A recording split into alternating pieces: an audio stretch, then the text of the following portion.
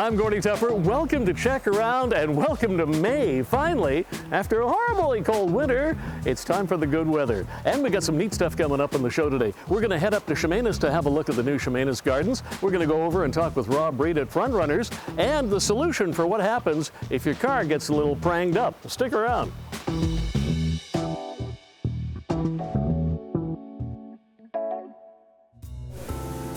Hey, we're at CB's Auto Tech on Rock Bay Avenue, and Nicole, I gather people have accidents, and when Yes, they do, this is where they come. Yes, they do, actually. I'm holding part of somebody's bumper. I should probably put it back before it gets lost. Now, you get an awful lot of cars in here, front ends, back ends, sides, and all.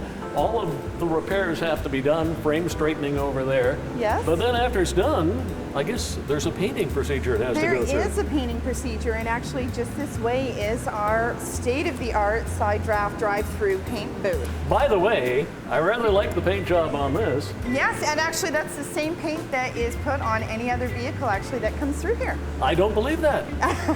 Is it really? It's just the paint you use? Same exact paint actually. It's a waterborne paint system. What? Waterborne, yes, actually it's ecologically minded, so safe for the environment, not solvent-based, which used to use chemicals. Now, is this something new? Because I've never heard of this. Actually, it's been around for a number of years now, but it is actually required in the trade, obviously, and it's actually what your manufacturers use on your vehicles as well. Okay. Now, this looks like a rather fancy spray booth you have. It is. Like I said, this is a side draft drive-through paint booth, and basically the operation is as the painter is in there painting, this compresses the air down and takes away actually any of the excess spray or dirt nibs or anything else, and puts it through the filters. Sucked out those filters exactly, down on either side there, yes. Okay. Now usually, I thought in the paint booths you had like super big heat lamps or something that would heat the car up to bake it. Actually, it does go through a bake cycle, but it's not based on the lamps, actually. It's a heated system, heated compartment system. It goes up to 160 degrees, actually, to the bake cycle. Yeah. That's like going to Vegas in the summertime. Just a little bit. But better for the tan, car. But without the tan. Yeah, and without the dust storm and all. Exactly. So basically, you come out of here and it's like a brand new paint job. Exactly. It's not, I don't want to say anything nasty about any other shops, but you're not getting some Ripley paint job. It's like a factory paint job. No, this is as close to factory as you can get without actually being done by robots. I'm just looking at this. Is this the paint here? That is actually a sample of some of the paint that is used. And what's actually unique is we have a computerized system, so based off of your VIN codes, all cars come actually with a coded paint system, specific color to their car actually. We even have a camera system here actually that can take pictures of the paint on the panel and actually come up with the same code. A little color matching thing. Exactly, so make sure that it matches. And this is the water-based paint. That is the water-based paint. So I could drink this. Well, I don't know that you want to, but you actually technically could. I mean, it is safe. It's a water-based, waterborne system, and so rather than using chemicals to dissolve the pigments, it's water instead. How long does the whole process take from prepping it to painting it in the end? Well, from prep and paint stage, that can actually take sometimes anywhere from half a day to sometimes a day and a half. It just depends on how many layers of paint are required for the job. You know what? People need to know more about CB's Auto Tech, and I guess they can find out at your website. Yes, they can. But even better would be to drop down, especially if you've had a little problem with your car, and see you here on Rock Bay Avenue. That would be lovely. We'll happily take anybody through the facility to actually take a tour. All right. Thanks, Nicole. You're welcome. Thanks, Gordy.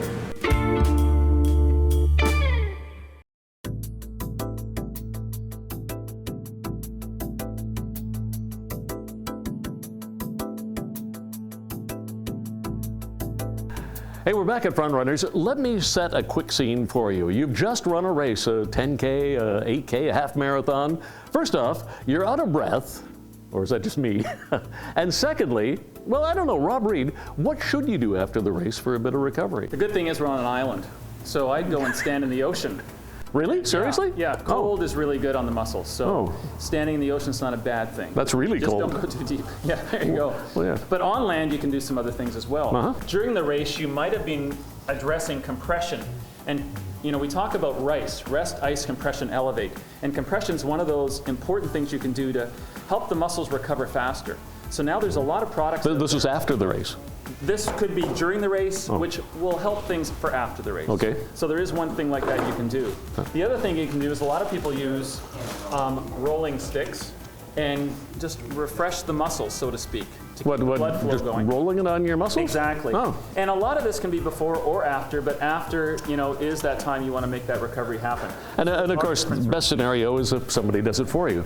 Well, that's not a bad thing. It's good to have a friend.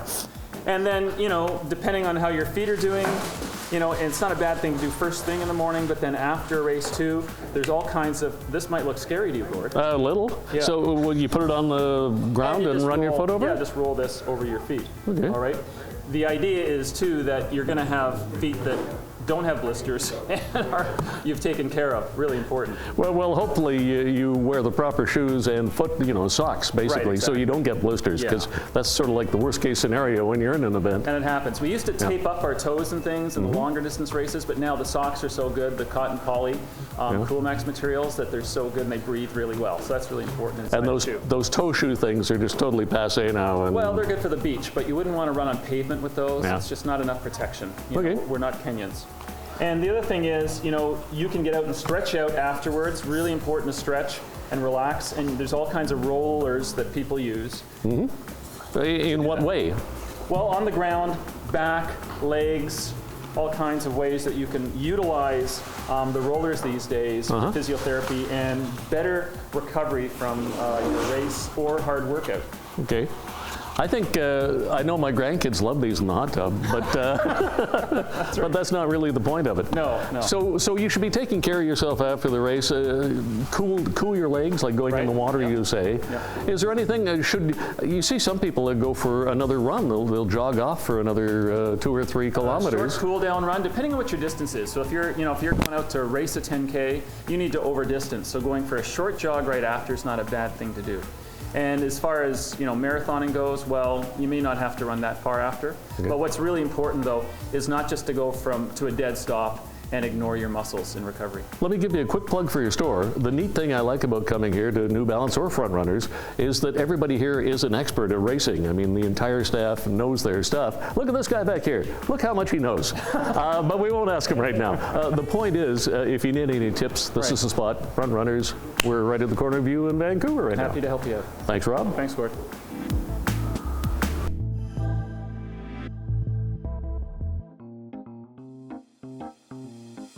Hey, I'm at Chemainus Gardens today with John Kelly, and Chemainus Gardens in Chemainus, as you might have guessed from the name.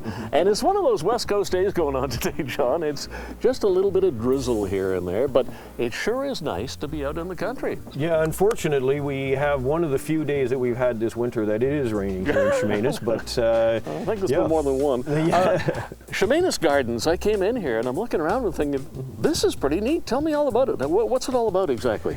Well, in general, Gordy, what we do here at Chemainus Gardens, it's a different type of homes and lifestyle for people. So we sell park model homes that start at $59,900 and go on up from there. $59,900? Yes, $59,900, believe it or crazy. not. And it's people's homes where they have this beautiful area with ponds, walking trails, bistro where they can meet with other residents.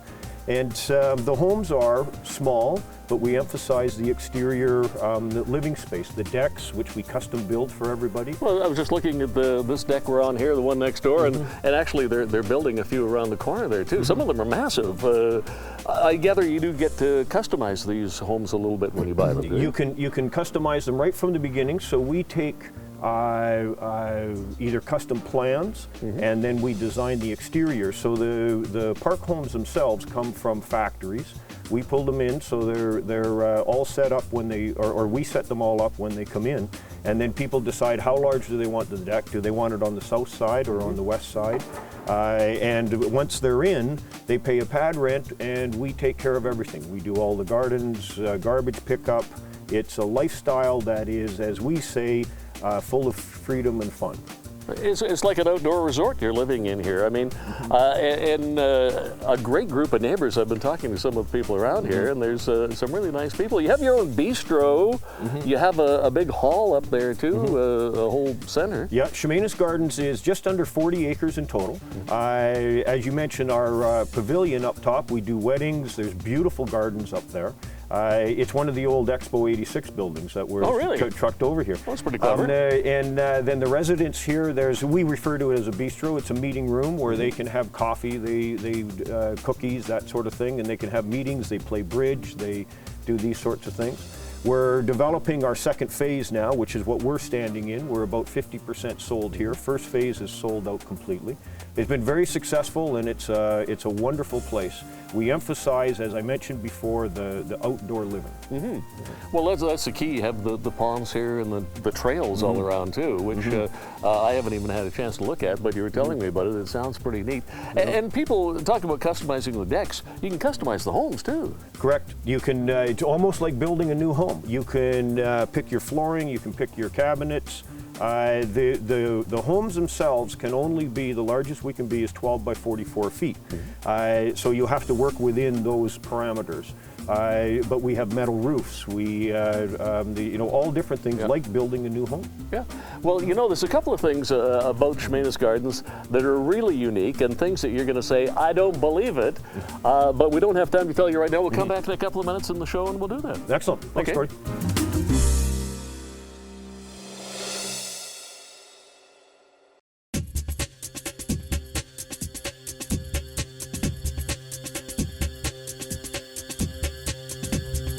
We're back at CB's Auto Tech. We're downstairs now, Nicole. Yes, we are. You can't tell there's downstairs from outside. I know. We're actually got 3 floors to our building here. It's a busy place. It is. And I guess the whole idea of that is that people have accidents. I'm afraid they do. It happens to the best of us, I'm afraid. And some of them bigger and worse than others, I suppose. Exactly. The thing, people have accidents, and they, not everybody has an accident, or you might only have one accident, and you think, well, what do I do now? Once you've had the accident, what do you do insurance-wise? The first thing you want to do is actually either contact us directly or contact your insurance provider. Now, that's not your insurance broker where you purchase your insurance.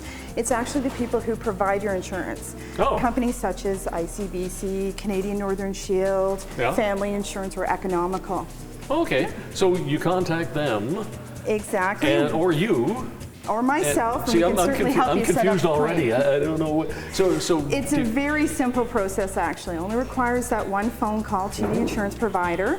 Make sure you have your valid driver's license in front of you, as well as your insurance documents, the ones you usually keep in your glove box. And they're going to ask you some questions related to the accident. At that point, they'll issue you what's called an express claim number.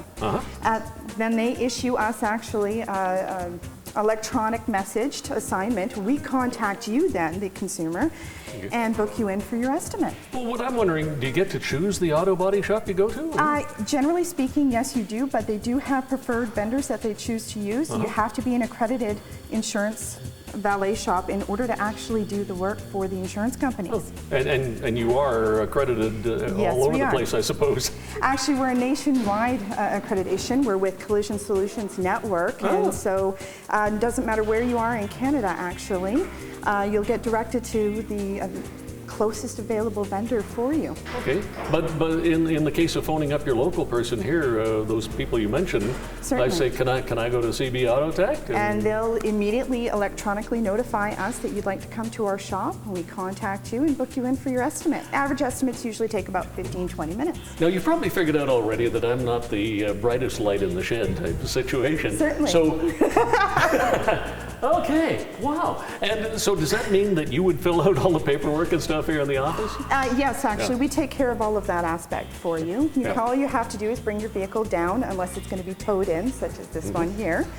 And look at this. What the heck? I guess, can I move this? I guess you get to see all of this stuff, do you? We do. This one, unfortunately, had a little incident, or a run-in, if you will, with a wall.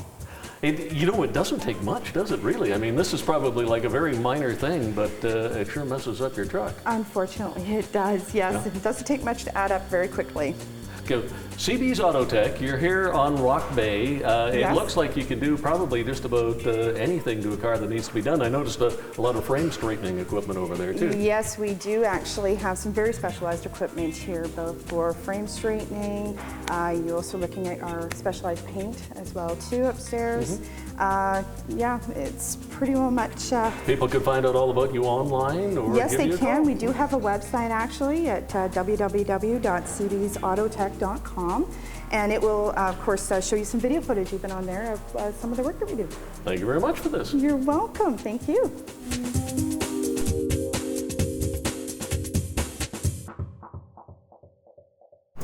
I like this a lot. Rob, do you have this in men's sizes? We can make that happen, Gord. Everything comes around again. Or maybe it's not a good idea. I'm not sure. Hey, we're back at Frontrunners with Rob Reed. And Nick, now I've never met you before. How long have you been around here for?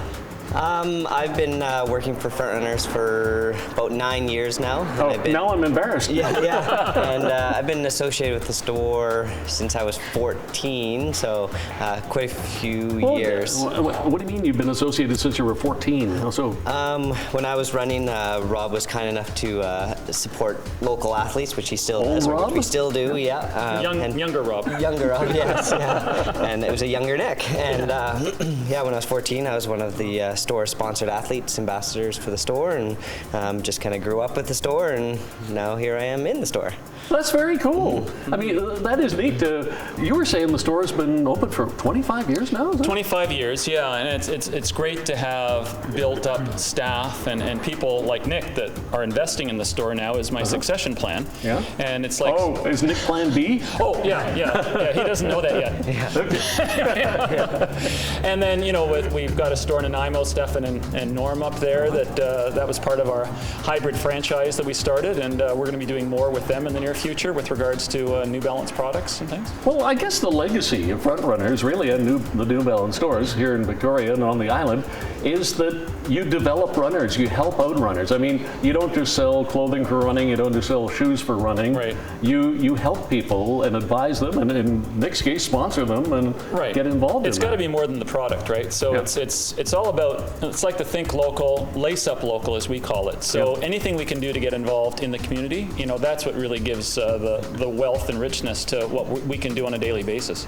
You were the guys that originally got me going, 10 years ago, running, and it turns out not much of a runner, but boy, did I have a great time, and I can't tell you how much I appreciated that support. And what an inspiration to other people, too, to get out there and put one foot in front of the other and make a difference. It's like when Nick got started at what school were you at? At Lochside.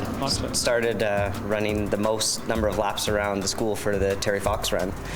Really? And then I just built up from there and joined cross country at Royal Oak and continued it on through Claremont and then at UVic, and I'm still running. So you've almost literally made a career out of it. I have. It's not just a sport, it's a lifestyle, and it brings you together with a lot of people in the community and gets you to travel the world and see different things.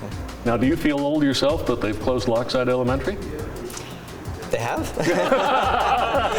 Well, mine is the first thing to go, Yeah. So continuing the legacy, again, like we were talking about, of Frontrunners, by helping out runners, you're going to be doing the same thing, I gather, following in the same model as Rob slowly sails into the sunset, or whatever the case might be over the years. It's not happening yet, I realize. Into the sunset. Yeah, definitely try to keep the community involvement going with new athletes and old athletes, and just get everyone out there and keep them healthy. Well, hey, it's great meeting you, man. Yes. And Rob, always a pleasure to come down here. Geez, I feel like I got to get in shape and get back on the road again. Okay. Anytime. Let's get a fitting happening or something with your shoes. I'm still looking for the right pair. Okay, let's do it. Let's do it.